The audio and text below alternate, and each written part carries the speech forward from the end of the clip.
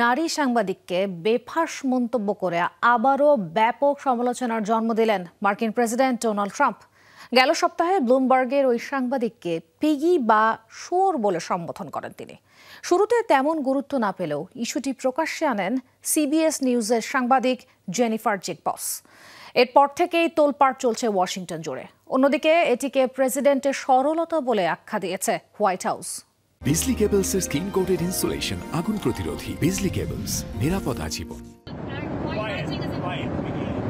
এভাবেই এক নারী সাংবাদিককে পিগি বলে সম্বোধন করেন মার্কিন প্রেসিডেন্ট।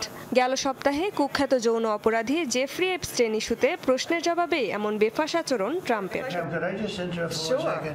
প্রেসিডেন্টের এই মন্তব্যে তোলপাড় মার্কিন মুলুক জুড়ে। সামাজিক মাধ্যমে রীতিমতো ভাইরাল ভিডিও।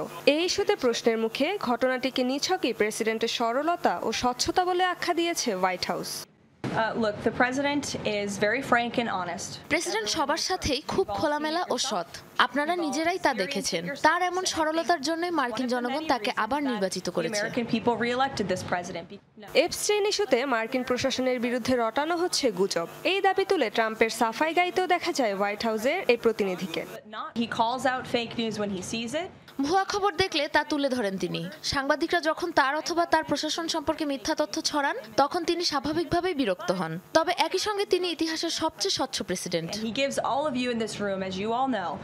ট্রাম্পের কটূক্তির শিকার সাংবাদিকের নাম ক্যাথরিন লুসি। চলতি বছরের শুরুতে সিনিয়র জার্নালিস্ট হিসেবে মার্কিন গণমাধ্যম ব্লুমবার্গে যোগ দেন তিনি। প্রেসিডেন্টের আচরণের কড়া সমালোচনা জানিয়ে তার পাশে দাঁড়িয়েছেন সাংবাদিক, রাজনীতিবিদ সহ দেশের অনেক সাধারণ মানুষ। রেজওয়ানা সায়মা, যমুনা নিউজ।